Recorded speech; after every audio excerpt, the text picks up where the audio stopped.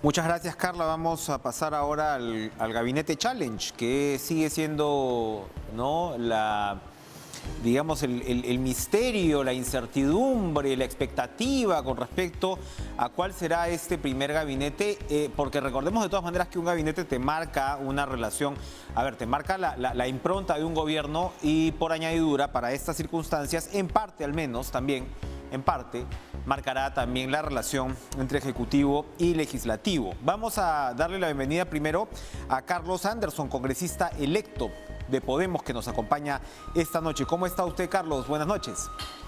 ¿Qué tal, Enrique? ¿Cómo estás? Un placer. ¿Qué tal? Igualmente, bueno, Francisco Sagasti y Pedro Castillo, el presidente saliente, el presidente entrante, se han reunido en Palacio de Gobierno durante más de 2 horas. No sabemos los contenidos de esa reunión, pero Sagasti estuvo diciendo en los últimos días, bueno, que él le iba a dar consejos solo si se lo pedían. No sabemos, como digo, el tenor de esta conversación. Pero, ¿cómo observa usted el emplazamiento del profesor Castillo ya apenas a una semana de asumir el mando? Bueno, mira, para comenzar, yo ya lo he dicho públicamente, felicito al señor Pedro Castillo por su elección como presidente constitucional del Perú, como presidente de todos los peruanos, los que votaron por él, los que no votaron por él, porque esa es justamente la gran tarea que va a tener de aquí en adelante, porque el país, como todos lo sabemos, se encuentra dividido, partido prácticamente en dos, y reclama unión. Pero la unión, por supuesto, que requiere de señales fuertes, ¿no? Y, por ejemplo, la imagen del presidente Sagasti con el presidente electo Castillo recorriendo Palacio de Gobierno me parece súper positiva, ¿no? Porque eso justamente muestra tenor democrático, continuidad democrática, y eso es lo que queremos en el Perú. Por eso hemos votado los peruanos. No hemos elegido un rey, no hemos elegido un dictador, no, hemos elegido a un presidente. Que no será el presidente elegido por todos, por supuesto que no, pero él es el presidente de todos, ¿no?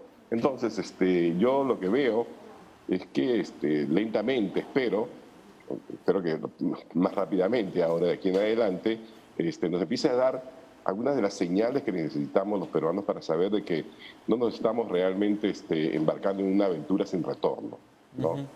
Y como tú lo has dicho, el gabinete es una de las primeras señales, digamos, físicas de las intenciones, porque en materia, digamos, de política, de qué es lo que se quiere hacer, hay tal incertidumbre, tal confusión, porque, claro, el gobierno que entraría, no tiene hasta hoy día ningún interlocutor político, digamos, que uno pueda decir, definitivamente esta es la visión del señor Castillo, ¿no? Hemos visto una serie de supuestos portavoces, desmentidos por aquí, desmentidos por allá, unas bancadas donde hay pues también todo tipo de contradicción, la presencia del señor Cerrón con aparentemente poder de veto sobre la composición de un gabinete, cosa que no le compete desde el punto de vista constitucional, porque la conformación de un gabinete es y debe ser exclusivamente potestad del presidente de la República y de quien elija como primer ministro, ¿no?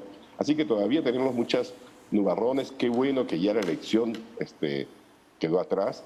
Qué bueno que incluso la propia señora Keiko Fujimori haya aceptado el resultado de la elección, por más que después diga, bueno, pero no lo considero muy legítimo, y aceptó. Página atrás, caminemos hacia adelante.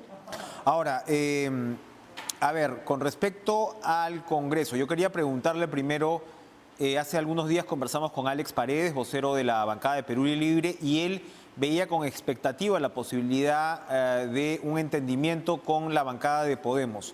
¿Eso está en lo correcto? Bueno, mira, bien, como toda negociación ha tenido sus altos y sus bajos. Ayer estaban en bajo, hoy día parece que está en alto. Mira, es parte normal de una negociación. Nosotros como bancada hemos desde un principio establecido firmemente nuestra posición de centro, de alguna forma como un pequeño fiel de la balanza, ¿verdad?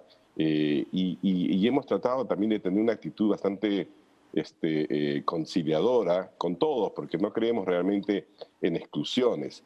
Quizás la única referencia sí firme que hemos hecho es la importancia de que la mesa directiva que conduzca el Congreso esté conformada, bueno, por todo lo que sean los partidos que sea posible, pero que en ningún caso sea dirigida en la presidencia por un miembro de Perú Libre o un miembro de Fuerza Popular, ¿no? Ujú. Creemos que si bien ellos están en su legítimo derecho de aspirar y tratar de que así sea, el país requiere de entrada, ¿no?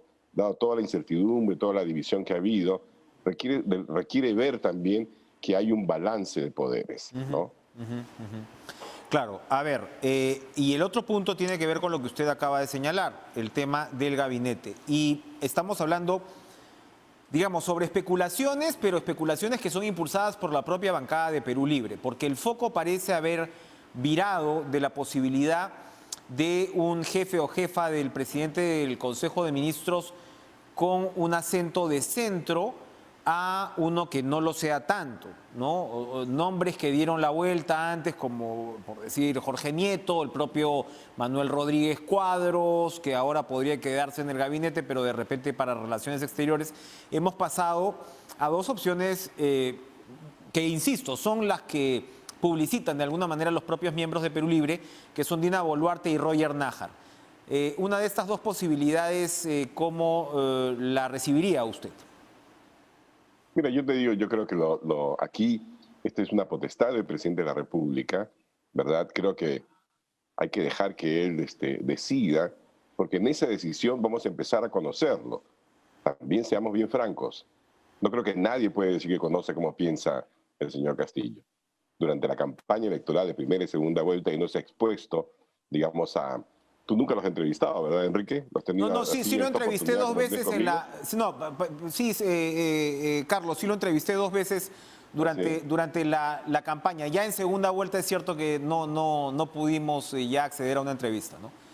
Bueno, que yo sepa casi la única, había una sola entrevista, digamos, a profundidad, digo, no más allá de 2, 3 minutos. No, el hecho es que no conocemos realmente qué es lo que piensa. Hay una serie de contradicciones, hay un ideario, ¿verdad?, que el señor Cerrón puede recitar de memoria. Eh, Hay un plan bicentenario que todavía no sabemos porque supuestamente, bueno, quien lo lideró, Pedro Frank, que ahora no aparece en ese tumulto de trascendidos, ¿verdad? Por lo menos no en el papel expectante del Ministerio del MEF. Así que nada, yo espero realmente ver lo que decida y a partir de ahí empezar a tomar algunas decisiones, conclusiones, porque creo yo que así es como uno se va revelando, ¿verdad? Con las decisiones, ya no con las especulaciones. No falta nada de tiempo, así que es cuestión de tener un poquito de paciencia. Sí creo que el presidente Castillo debe pensar muy bien cómo va a ser ese primer gabinete, porque va a dar un mensaje muy fuerte, ¿no? Y yo lo que creo es que debería poner el acento en todo aquello que nos une y no en aquello que nos está dividido, en particular el tema de la Asamblea Constituyente. Claro, parece ser que por otro lado la Asamblea Constituyente sería una suerte, no vamos a decir de moneda de negociación, pero quisieran bajarle la inmediatez a ese tema. ¿Eso se ha visto en las conversaciones ya entre las futuras bancadas? Bueno, no, nosotros hemos hecho una exposición de motivos, si tú quieres, una exposición de principios, ¿no? Y creo que hay una tremenda concordancia en general, que si bien es cierto, cualquier congresista de los 130 que estamos allí está en su derecho de proponer una revisión del artículo 206 de la Constitución, o proponer alguna otra cosa, perfecto. Y eso se puede discutir dentro de Congreso, ¿verdad? Pero lo que sí estamos claros, creo que una inmensa mayoría de parlamentarios de diferentes tiendas políticas, ¿no? Es que todo lo que suceda tiene que suceder en el marco de la actual Constitución. No estamos para realmente aventuras extra constitucionales. Bien, ahora, usted está por supuesto siempre pendiente de la economía. ¿Cómo está reaccionando la economía ante esta incertidumbre? Bueno, mira, a ver, creo que no hay necesidad de ser experto en economía, ni economista, ni nada por el estilo para darse cuenta de que estamos atravesando un periodo fuerte de incertidumbre. Incertidumbre que es común en todo proceso electoral, pero que en este caso ha venido agravada por ciertas decisiones que se han venido tomando a nivel individual, a nivel corporativo, etcétera, pero que en el agregado significa que el país ha perdido, por ejemplo, una importante cantidad de divisas. Eh, Estos han caído en casi 10.000 millones de dólares, que no es poquita cosa, ¿no? Y también hemos visto la incertidumbre en el tipo de cambio. Y como todavía somos una economía pues, que importa mucho, sobre todo para bienes de la canasta familiar, estamos viendo también el impacto por ese lado. Todo esto se puede revertir. En realidad, yo a veces digo, qué lástima que tengamos tanta incertidumbre, porque los vientos de afuera son tan fuertes, tan positivos, que estoy seguro, ¿no? Sin hacer el ejercicio, pero casi lo puedo hacer de memoria, que si no tuviéramos esa incertidumbre, el tipo de cambio estaría pues en 3.4, 3.3, 3.5, porque están llegando muchísimos dólares por el tema de los minerales y porque la economía todavía no importa todo lo que importaba anteriormente, porque no está suficientemente fuerte la demanda, ¿verdad? Pero bueno, estamos en esa incertidumbre, así que con suerte rápidamente vamos a poder deshacernos de esa incertidumbre y ojalá que sea para bien. En el bicentenario nos merecemos los peruanos poder mirar los siguientes 100 años con optimismo y no empezar pues con angustias y con aventuras que el país realmente no requiere hoy en día, ¿no? Ojalá sea así. Carlos Anderson, muchas gracias, congresista electo de Podemos, por acompañarnos en Cara a Cara. Vamos a continuar ahora con una futura colega de Carlos Anderson, Adriana Tudela, también congresista electa por Avanza País, inminente colega, diría. ¿Qué tal, Adriana? Buenas noches, ¿cómo está?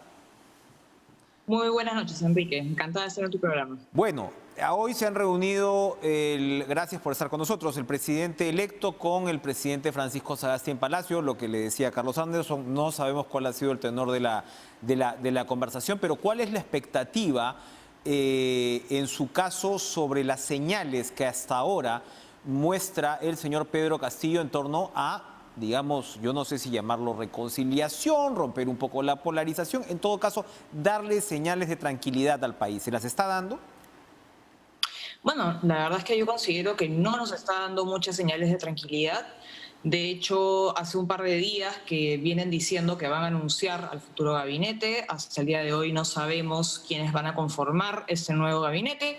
Hemos escuchado por parte de algunos miembros de Perú Libre algunas propuestas, pero estas propuestas, digamos, tampoco dan un mensaje que sea muy conciliador, sino todo lo contrario, parecen estar manteniéndose en una postura bastante radical. Insisten en convocar a la Asamblea Constituyente. Así que la verdad es que las señales que nos están dando no son en lo absoluto tranquilizadoras para las fuerzas políticas que creen en el Estado de Derecho y en la democracia. Ahora, decían precisamente los voceros de Perú Libre hace un par de días que el gabinete estaba prácticamente armado y hasta ahora el hecho es que el señor Castillo, como usted señala, no lo anuncia. ¿Esto sería de repente una señal de que todavía hay cubileteos, pujas, tensiones? Probablemente, y la verdad es que también genera muchísima incertidumbre, ¿no? Y manda un mensaje, digamos, sobre lo poco confiable que sería un próximo gobierno de Pedro Castillo, ¿no? Porque faltan pocos días para que asuman el poder y no han preparado a un gabinete. Hernando de Soto, ex candidato presidencial de Avanza País, ha dicho que le ha pedido a Castillo no insistir en una figura de asamblea constituyente por los problemas que esto podría traer. Se ha referido además a una suerte de infiltraciones de marxismo y leninismo en lo que sería este proceso constituyente, pero sin embargo ha dicho que podrían reformarse partes de la Constitución. ¿Esa es una idea establecida dentro de Avanza País o es la posición del señor de Soto? No, esa es una idea establecida dentro de Avanza País y nosotros como bancada hemos sacado un comunicado el día de hoy en el mismo sentido. Nosotros nos oponemos firmemente a la figura de la Asamblea Constituyente, sin embargo creemos que la Constitución que tenemos, si bien es una buena Constitución, no es perfecta y que requiere de una serie de modificaciones. Sin embargo, creemos que estas modificaciones se tienen que realizar de acuerdo a los mecanismos que la propia Constitución contempla, ¿no? Se tienen que realizar dentro del Congreso de la República a través del debate y de los consensos que logre la representación nacional que ha sido democráticamente elegida justamente para ejercer esa función. ¿Cómo interpretar? A ver, ¿Cómo debería interpretar Pedro Castillo ese mandato electoral, Adriana? Porque por un lado él responde a un electorado, se dice mucho que una cosa fue la primera vuelta, otra cosa fue la segunda vuelta, él sube con una plataforma radical, se dice que el profesor Castillo no es necesariamente un radical, que fue con este partido, sin embargo despierta demandas dentro de un sector del electorado y hemos visto algunos episodios al respecto. Entonces, ¿cuál es el espacio desde su perspectiva que podría tener Castillo para equilibrar una fórmula de gobernabilidad? ¿Te refieres a la conformación de su gabinete? Sobre todo a la conformación del gabinete, efectivamente. Bueno, como mencioné al principio, yo creo que una forma, digamos, de mandar un mensaje que genere mayor tranquilidad podría ser tener un gabinete tal vez un poco más moderado. Sin embargo, parece ser que eso no va a ser así. Pero me gustaría volver al tema de la constituyente, ¿no? Es importante entender que es el Congreso de la República quien tiene que realizar las reformas constitucionales. No hay espacio para una asamblea constituyente porque una asamblea constituyente implica un quiebre del Estado de Derecho. Y los miembros de Perú Libre, el señor Castillo, Vladimir Cerrón, hablan de respetar la voluntad del pueblo. Y la voluntad del pueblo se ha manifestado a través de las urnas a la hora de elegir al Congreso de la República.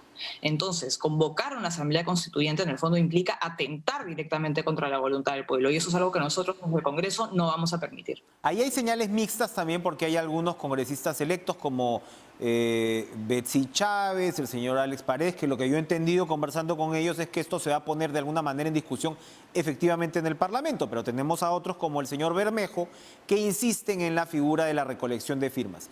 Y hay, Adriana, una posición entre algunos constitucionalistas que señalan que sí existe esto que se llama el momento constituyente, es decir, que se genera una suerte de pacto político y social desde el cual el Congreso, por decirlo de alguna manera, acepta la convocatoria a un referéndum. Pero como digo, tiene que darse este pacto y previamente muchos ven la figura de Chile como una suerte de ejemplo, es decir, se dieron unas protestas sociales fortísimas y al final el Congreso, que no aceptaba esa figura, la terminó por aceptar. Recordemos que Piñera recibió incluso una propuesta de reforma constitucional de Michelle Bachelet, su predecesora, y la archivó, y luego tuvieron que retroceder.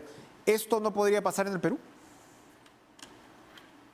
Desde mi punto de vista, esto no debería ocurrir en el Perú. Que haya ocurrido en Chile no significa que nosotros debamos seguir el mismo camino. El problema con la Asamblea Constituyente no es un problema meramente formal, no es un problema meramente legal. Hay un problema de fondo con la Asamblea Constituyente. Y es que la Asamblea Constituyente es un órgano deliberativo que se ubica fuera del marco constitucional, fuera del sistema de pesos y contrapesos, fuera de cualquier tipo de control o límite. Es un órgano que tiene poder absoluto, un poder ilimitado, y que va a deliberar sobre la vigencia de nuestros derechos y nuestras libertades. En el fondo, suspende la vigencia de nuestros derechos y nuestras libertades. Y eso implica un quiebre constitucional, implica un quiebre con el Estado de Derecho. Así la figura sea incluida dentro de la Constitución. Y por eso es que nosotros, desde Avanza País, nos oponemos a la figura de la Asamblea Constituyente, así sea esta incluida como una reforma constitucional. El problema de la Asamblea no es si está o no está en la Constitución, sino lo que implica convocar una Asamblea. La Asamblea puede redefinir las reglas del juego político sin que exista ningún tipo de limitación. Puede quitarnos derechos. Y eso es algo muy peligroso que nosotros no podemos aceptar. Que haya ocurrido en Chile no significa que nosotros debamos seguir el mismo camino. Nosotros creemos que toda reforma constitucional se tiene que llevar a cabo dentro del marco constitucional y respetando los límites al poder que impone la Constitución. Me queda claro. Adriana, ¿tienen alguna posición definida sobre la mesa directiva? Bueno, nosotros también nos hemos manifestado en ese sentido. Estamos en este momento para lograr una coalición de oposición democrática que se asegure de defender los fueros legislativos y que también cumpla la función de impedir justamente la Asamblea Constituyente. Creemos que es momento de poner al país por delante, dejar de lado ambiciones o pretensiones partidarias y personales para lograr una coalición de consenso democrática que ejerza una oposición responsable y sobre todo que represente un equilibrio frente al Poder Ejecutivo, que en este momento está en manos de una fuerza política que ha manifestado en distintas oportunidades de distintas formas, querer ejercer el poder sin mayor control, ¿no? Recordemos que el señor Pedro Castillo señaló que él quiere convocar a una asamblea constituyente porque la actual constitución lo ata de manos. Y parece que el señor Castillo no ha entendido que justamente esa es un poco la función de las constituciones, ¿no? Las constituciones existen para establecer reglas del juego político y sobre todo para establecer límites al ejercicio del poder político, porque esa es la única garantía de que los derechos de los ciudadanos no se vean atropellados. Entonces sí, las constituciones están para limitar el poder y parece ser que el señor Pedro Castillo y los miembros de Perú Libre no entienden eso, y por eso consideramos que es muy importante que la mesa de directivas esté en manos de una coalición de oposición democrática que defienda los fueros legislativos, que defienda la democracia, que defienda la separación de poderes y sobre todo que defienda la libertad de los ciudadanos peruanos. Para terminar, nos imaginamos, por ejemplo, que Fuerza Popular, que Renovación Popular están en esa línea. ¿Hay otras bancadas donde usted ve esa predisposición? ¿APP, por ejemplo? ¿Acción Popular, por ejemplo? Sí, nosotros hemos estado conversando también con APP, con Acción Popular, tenemos conversaciones pendientes con otras fuerzas como Podemos, por ejemplo, y esperamos poder lograr un consenso en ese sentido.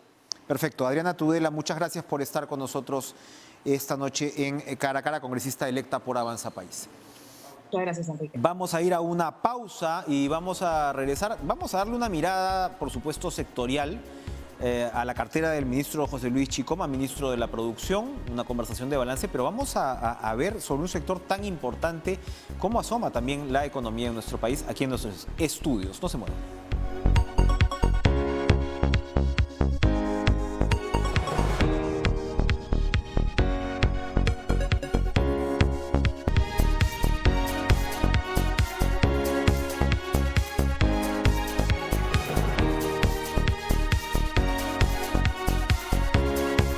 Bien, volvemos ahora sí, le damos la bienvenida a nuestros estudios a José Luis Chicoma, ministro de la Producción. ¿Qué tal, ministro? Gracias por estar con nosotros. Enrique. No, gracias a ti. Creo que solo habíamos conversado por Zoom, así que gracias por estar en nuestros estudios, que siempre ayuda mucho para poder conversar.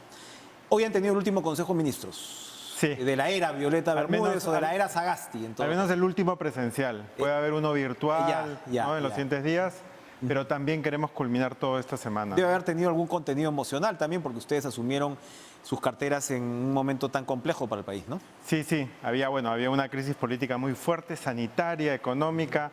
La sanitaria con un poquito de tregua, ¿no? Asumimos cuando la primera ola estaba en sus más bajos, ¿no? Había bajado mucho.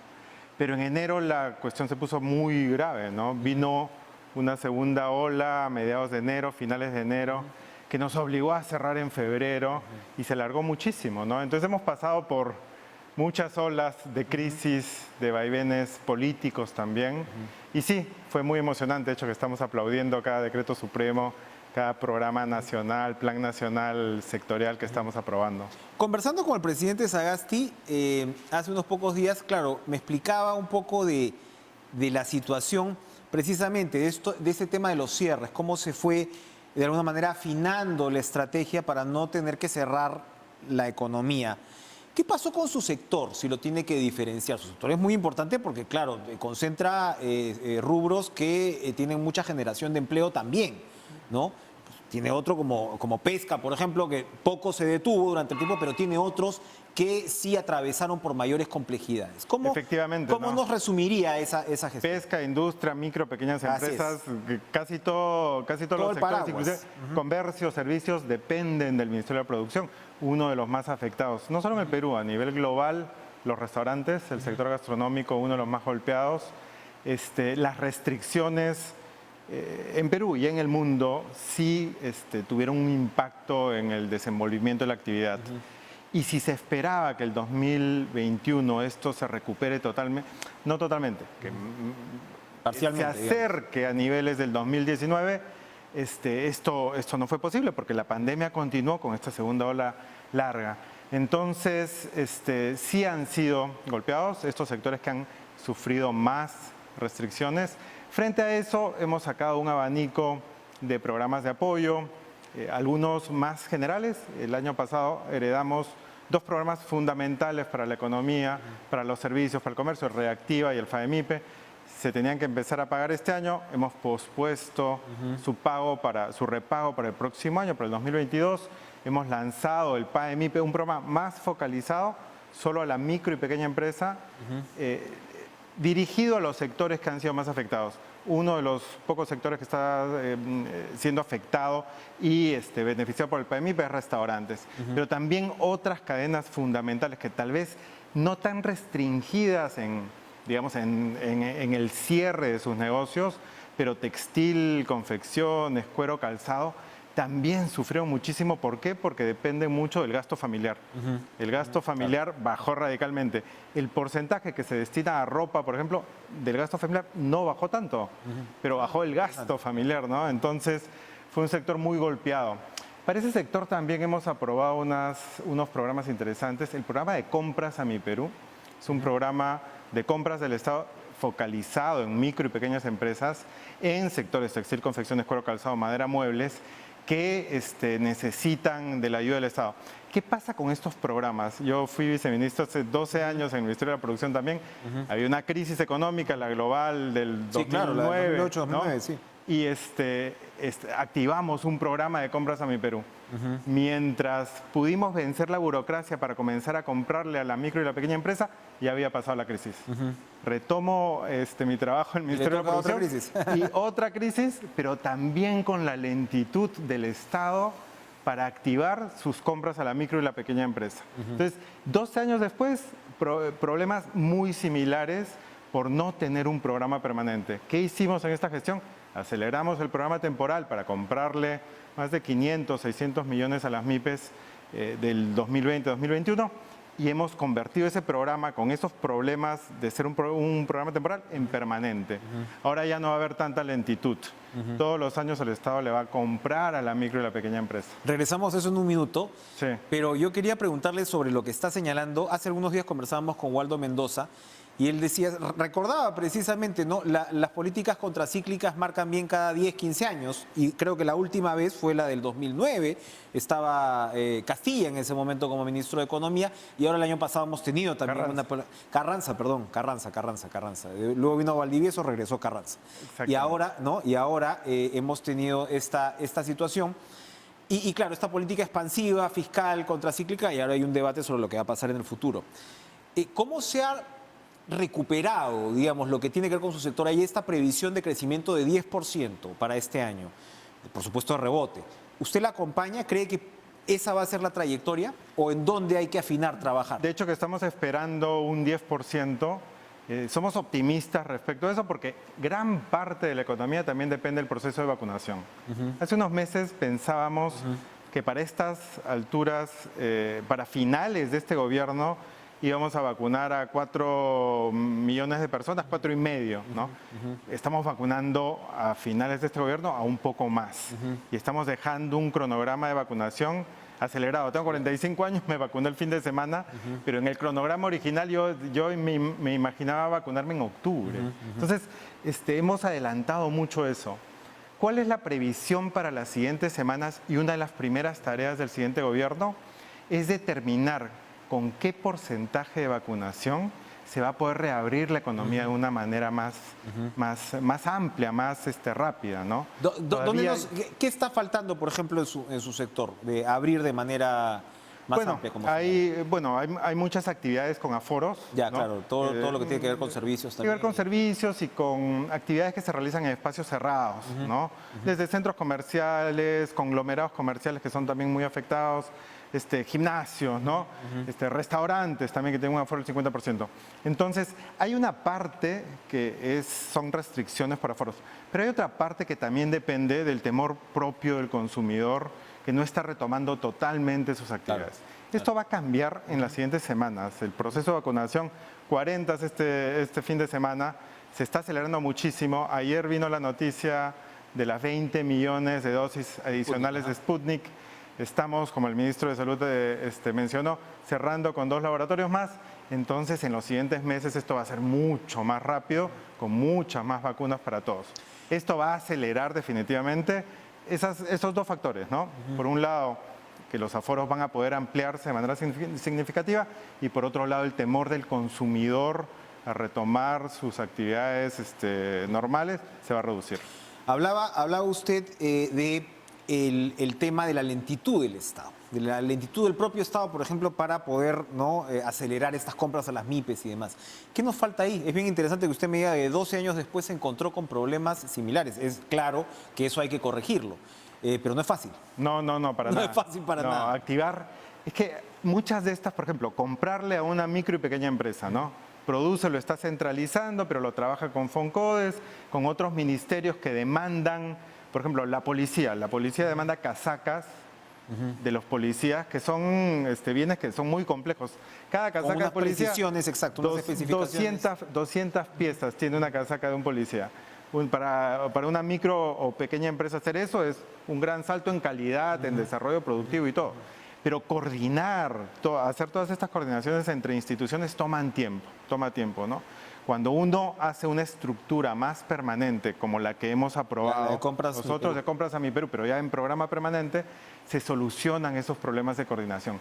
Pero no solo eso, el Ministerio de la Producción y muchos otros ministerios, pero voy a dar el ejemplo del Ministerio de la Producción, yo soy el 9º ministro de la Producción en estos últimos 5 años. ¿Qué efecto puede tener eso en el equipo del ministerio? Que rota muchísimo, que hay desgano entre los funcionarios públicos con respecto a cuáles son los lineamientos de política. Hay mucho cambio en esos lineamientos, en esas políticas, en los programas que son prioritarios, y eso no debería pasar, ¿no? Y ahí es responsabilidad de todos, es responsabilidad de la siguiente gestión, tratar de mantener a sus ministros y a sus equipos técnicos el mayor tiempo que pueda. Hemos marcado un triste récord estos últimos 5 años. Triste récord, ¿no? Creo que han sido 600, no sé cuántos, ¿no? Bueno, increíble. Creo que no tanto, 300 tanto, pero es increíble. Pero tener un ministro por 5 años no debería ser algo raro. O sea, los ministros que vienen ahora con la nueva gestión deberían mantenerse casi todo el tiempo. Y ahí solo para agregarte un punto, ahí todos somos responsables. Cada vez que hay una pequeña crisis, ¿quiénes salen? Hay muchos escriben columnas de opinión, ya es hora de cambiar el ministro tal, el gabinete tal, y eso genera mucha inestabilidad. Columnas de opinión que juegan en pared un poco con también las alarmas en el Congreso. Efectivamente. Y el sector producción es especialmente importante porque, tiene, digamos, en su seno, antes se veía pues como un sector muy ligado a pesquería, por eso decían, no había una propuesta por ahí ahora de hacer un ministerio solo de pesquería, creo que era de Keiko Fujimori, porque claro, la atención que se lleva del ministro del sector pesquería siempre ha sido tradicionalmente muy fuerte, ¿no? Por el otro lado está esta demanda de diversificación productiva que está allí en el sector producción. ¿Cómo observa usted eso? ¿Nos estamos diversificando como economía? ¿Vamos por buen camino o nos falta muchísimo? Usted acaba de referirse incluso a los estándares de las MIPES, ¿no? O sea, el tema de productividad siempre es un desafío para el Perú. Muy importante, una de las políticas más importantes en los últimos 10 años en la economía del país, yo creo que fueron las políticas de diversificación productiva.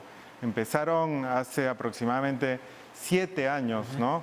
Y han cambiado un poco cómo se ve el rol del Estado en apoyar a micro y pequeñas empresas en todo el país. Por ejemplo, un ejemplo clarísimo de eso es una red increíble que tenemos de centros de innovación tecnológica, los CITES. Tenemos más de 47 entre públicos, 25 públicos, 27 públicos, 25 privados, que apoyan varias cadenas de producción. Café, cacao, agroindustrial en general, madera, textiles, cuero, ¿no? Y es donde es una especie de intersección también entre el privado, ¿no? El sector público, privados, las propias empresas. Sí. ¿No? El público apoya, por ejemplo, contrata a los mejores especialistas para que le brinden asistencia técnica, por ejemplo, a los productores de café, en cómo mejorar su tostado, cómo mejorar la variedad que están sembrando para que la siembren, para que produzcan el mejor grano, cómo mejorar la presentación. Ya son casi 50 estos CITES, entonces. Son casi 50. Lo que hacen, por ejemplo, en la cadena del café es que un café que se vendía, supongamos, a 50, se pueda vender al triple. ¿Por qué? Porque es un café de especialidad de muy alta calidad. Y así es en casi todas las cadenas. Eso es diversificación productiva. Pasemos de producir commodities, ¿no? Productos más básicos, que sí generan ingresos importantes, no veamos el precio del cobre, inversión privada, muchas divisas, pero también produzcamos estos productos, estos bienes y servicios con mucho mayor valor agregado que generan mejores ingresos, mejores trabajos, y esa ha sido una política muy importante que nosotros hemos continuado. Ahora, también, y en ese sentido, hoy en Consejo de Ministros aprobamos finalmente un préstamo con el Banco Interamericano de Desarrollo para que nos dé $100 millones para apoyar los fondos de innovación que maneja el Ministerio de la Producción por los siguientes 5 años. En total son $140 millones con la contrapartida del gobierno. Entonces es una noticia muy importante porque significa que hay un ecosistema muy dinámico de empresarios, emprendedores, micro y pequeñas empresas que están innovando. ¿Cómo van a funcionar estos fondos de innovación, efectivamente? Porque ese es un déficit para nosotros y es importantísimo poder financiarse ahí. ¿Cómo van a funcionar estos fondos? ¿Tú postulas tu proyecto? ¿Cómo es eso? El Perú ya lo estaba haciendo en los últimos 10 años. Esto asegura que se continúe haciendo esto. Si se postula, o sea, los micro, pequeños empresarios, emprendedores, startups pueden postular a estos fondos. De hecho, que se postula o uno puede acceder de manera más fácil a los fondos si postulas no como una empresa, sino como una asociación de empresas o como una cooperativa. Tienes puntos adicionales por eso, ¿no? Entonces, puedes postular como una cooperativa para obtener algún es un apoyo no reembolsable, no es un financiamiento que se tiene que repagar, ¿no? El Estado está diciendo, yo creo en tu innovación y yo te voy a apoyar con estos fondos. ¿No? Entonces, ha cambiado muchas cadenas en todo el país. Hemos visitado todas las regiones del país con el Ministerio de la Producción y hemos constatado el cambio de vidas en emprendedores y empresarios que hacen estos fondos. Vamos a hacer una pausa, ministro José Luis Chicoma, pero yo quería preguntarle además qué pasó con estos sueños que había con respecto, por ejemplo, a piscicultura, sector forestal. Se ha hablado mucho de eso y no sé si ello se ha aterrizado del todo. Volvemos tras la pausa. Claro que sí.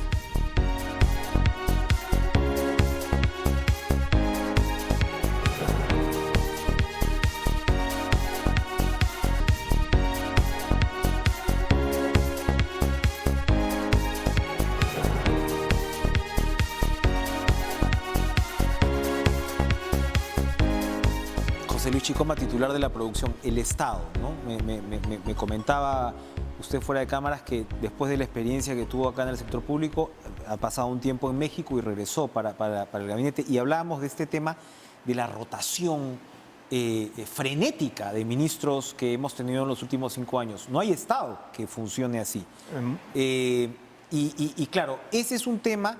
Y el otro tema es el propio recurso humano, el propio personal del Estado. Lo conversaba también hace algunos días con la primera ministra y cuando le mencionaba cuáles eran, digamos, los ejes en los que habría que atacar, lo primero que ella puso sobre la mesa, más allá, por supuesto, de pandemia y todo lo que hay que hacer, fue reforma del servicio civil. O sea, realmente que Servir pueda avanzar, ¿no? La línea de carrera pueda avanzar. Entonces, esos dos problemas que vemos, es decir, calidad de recurso humano, poca meritocracia en el Estado, más esta alta rotación, altísima rotación de ministros, uno se imagina que hace imposible aplicar, o muy difícil aplicar políticas, y con esto termino, porque ahora se supone que estas elecciones en parte son también un clamor de protesta por los servicios que brinda el Estado. Entonces es una especie de círculo vicioso. Coméntenos un poco la experiencia en su sector. Totalmente, definitivamente es un círculo vicioso porque sí hay muchísima rotación de funcionarios, técnicos, desde técnicos hasta viceministros, directores generales, ministros, asesores. No se mantienen estas políticas y el Estado termina siendo más ineficiente con el ciudadano, con el micro y pequeño empresario, con el pescador artesanal, con el pequeño aquicultor, solo por referirme a los administrados por Produce, ¿no? Entonces, es algo que tiene que cambiar. Solo si uno lo ve de manera comparativa a nivel de América Latina, y bueno que mencionaste la experiencia de México, pero en general en muchos otros países que podríamos considerar similares, no hay una rotación tan grande en el sector público como se da en Perú. Son finalmente aparatos públicos más profesionalizados. Exactamente. Una parte es la parte más técnica. El avance con lo que sería Servir en otros países es mucho más adelantado. Acá incluso tu alta tecnocracia también rota muchísimo. Exactamente. Porque no tienen línea de carrera. O se van con el ministro. Sí. No, hay mucha precariedad laboral dentro del Estado. Son gente muy capaz que conoce el Estado, pero que rota muchísimo entre entre un ministerio y otro, ¿no? Pero la gente que se mantiene en el ministerio también no tiene mucha estabilidad, cambian. Ni mucha motivación también, porque dirá, pues me cambian el ministro, me cambian el director, bueno, me voy a quedar más o menos tranquilo para no hacer Me cambian el muchas ministro, horas. me cambian el director, me cambia la prioridad, el programa en el cual yo estaba trabajando ya no es importante para el ministerio, cambia mucho. Entonces, ¿cómo podemos nosotros hacer para darle esa estabilidad al funcionario público que se traduce, como tú bien dijiste, en mejores servicios al ciudadano? Trabajar en la carrera de servicio público es una de las principales tareas que se deberían lograr. Ahora, eso normalmente no está en campaña electoral, eso no genera votos. Pero es una auténtica desgracia. Tenemos aproximadamente del 1.400.000 funcionarios públicos en distintos regímenes, ya sabemos todos los problemas que tiene esto, como 600 en servir. Es una locura. Es una locura. O sea, si no se aborda esto, no se entiende el fondo del problema, ¿no? Porque la ciudadanía demanda cambios. Bueno, ahí está, pues. O sea, ahí eso te explica en parte el drama, ¿no? Exactamente. Y hay buenos ejemplos, de hecho, dentro del sector público peruano, de instituciones que son entre las mejores. Las islas de excelencia famosas, la SBS, parte del MEF. Yo hice un programa de excelencia en la SBS. Era increíble y mucha de la gente que hizo el programa de la SBS se ha quedado ahí. Y la SBS es uno de los mejores organismos de supervisión bancaria a nivel global, el BCR igual. Curiosamente, de que se puede, se puede. Curiosamente que se hable mucho de la permanencia de Velarde, pero no de la permanencia de la jefa de la SBS. Eso nos debería llamar la atención, que lo ha llevado muy bien. Le preguntaba yo por el tema de piscicultura, forestal, que eran grandes proyectos, ¿no? O sea, eran grandes sueños cuando hablábamos de diversificación productiva. Vino la pandemia, vino la crisis política, nos tiene que haber complicado, pero ¿ello todavía tiene potencial o hemos más bien encontrado otros sectores que tienen más potencial? Bueno, la acuicultura tiene muchísimo potencial en generación de empleos, en generación de ingresos, obviamente, y en mejorar la alimentación de... Nosotros somos un país pesquero, pero no consumimos todo el pescado que deberíamos consumir. Consumimos alrededor de 17 kilogramos per cápita, por ciudadano, que es bajo, debería ser como 20, que es el promedio mundial, pero nosotros somos un país pesquero por excelencia, muy orgullosos de nuestro mar rico en pescados y del ceviche, ¿no? Entonces deberíamos consumir más. La acuicultura es una de esas salidas para consumir mucho más. Ahora, tiene dos temas, sí requiere mucha asistencia técnica para hacerlo bien, para que sean productivos, y también tiene temas de sostenibilidad ambiental. La acuicultura, como dije, tiene muchísimo potencial, pero también tiene potencial de ser perjudicial para el medio ambiente. Pero si se hace bien, es una de esas actividades que puede generar muchos cambios beneficiosos en la sociedad. Nosotros sí la apoyamos con extensionismo, con asistencia técnica, ¿no? Y también con los CITES, con los Centros de Innovación Tecnológica. Algunos trabajan con acuicultores para hacer que sus procesos sean más sostenibles, sean más productivos, más eficientes en general y que puedan, aparte, generar valor agregado con sus productos, ¿no? O sea, peces que se pueden enlatar, que se pueden ahumar, que pueden pasar por un proceso que les da un valor agregado y que puede, por eso, conseguir más Una de precio, las grandísimas ¿no? exportaciones de Chile es el salmón. O sea, ellos han demostrado que en todo caso, si hay una política deliberada, puedes lograr incorporar esto. ¿Y qué pasa con el sector forestal, donde se supone que el Perú tiene mucha riqueza, pero claro, hay mucha criminalidad también, hay mucha madera negra, se ha incrementado incluso en pandemia, la economía negra no para, sí. pero al mismo tiempo hay un potencial. ¿En qué estamos en el sector Hay un forestal? conjunto de organizaciones que sí trabajamos también para asegurarnos que la madera sea legal y nosotros también apoyamos con esta transformación de la madera. Hace poco estuve en Madre de Dios, también otro centro de innovación tecnológica que se dedica a la madera, también a la agroindustria, pero a la madera, y tenemos maquinarias, laboratorios muy importantes para mejorar todo el asesoramiento que se le da a los que quieren transformar la madera, ¿no? Se puede exportar la madera como materia prima.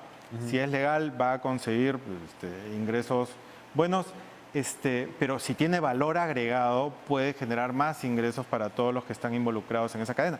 Eso es lo que hacemos desde Produce, ¿no? Entonces sí tenemos algunos CITES, el emblemático, de hecho, que está en Villa El Salvador, ¿no? Tiene conocimiento de punta con los mejores laboratorios que hay en la región en términos de determinar la calidad de la madera, cómo se puede secar mejor, cómo se puede trabajar mejor, para qué es buena. Desde su sector, propuestas políticas también se han dado en los últimos años, meses, en realidad en las elecciones, sobre la industrialización. Entonces vuelvo a Waldo Mendoza en un reciente encuentro, un poco le echó agua fría a esos sueños. Pero ahí, claro, o sea, cuando hablamos de industrialización, ¿de qué estamos hablando ahora? ¿No? Tenemos una concepción clásica y claro, ahora tienes figuras pues, de industrialización ligera, diversificada. ¿De qué estamos hablando de posibilidades de industrialización para el Perú? El debate con la política industrial viene desde los 60, cuando se intentaron políticas de sustitución de importaciones que fracasaron en casi toda América Latina, ¿no? Desde hace ya 15 años se viene hablando de una nueva política industrial, que el Estado da no subsidios directos y no pone aranceles a importaciones para que la industria nacional no compita, sino da apoyos como los que mencionamos, apoyos, fondos de innovación, fondos para mejorar asistencia técnica a ciertos sectores que tienen potencialidad en ciertas regiones, como el que mencioné, madera en Madre de Dios, ¿no? Acuícola en San Martín, lácteos en Cajamarca, cuero calzado en Trujillo.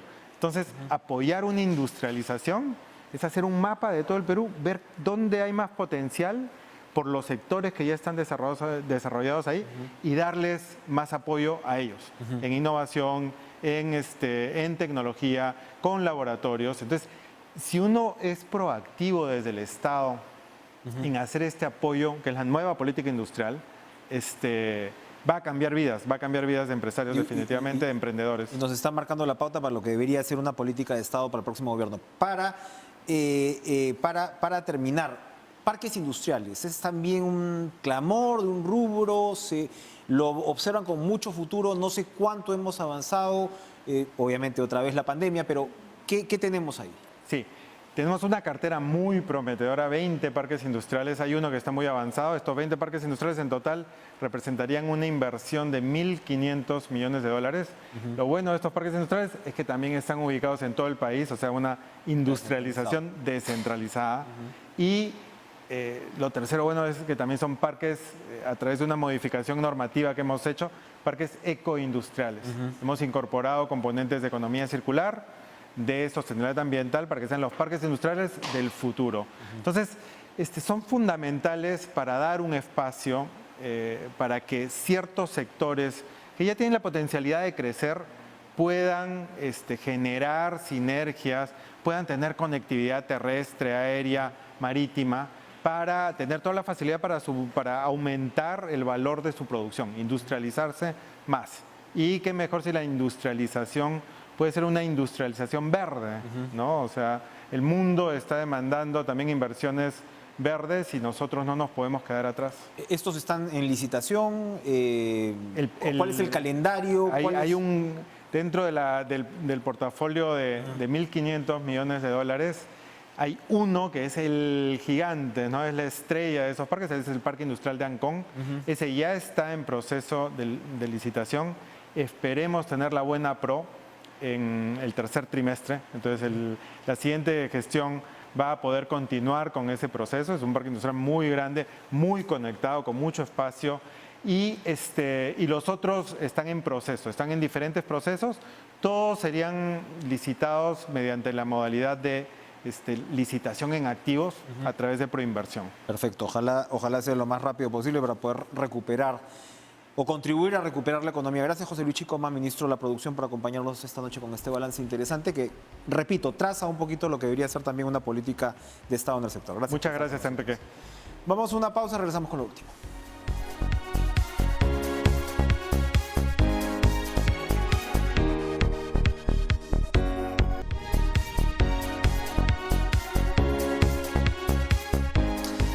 Eso ha sido todo por hoy. Gracias por estar con nosotros. Siempre entrevistas como estas nos marcan un derrotero, una línea y nos recuerdan pues, que no todo es conflictividad política y que es sumamente importante, fundamental, instalar políticas de Estado, instalar institucionalidad.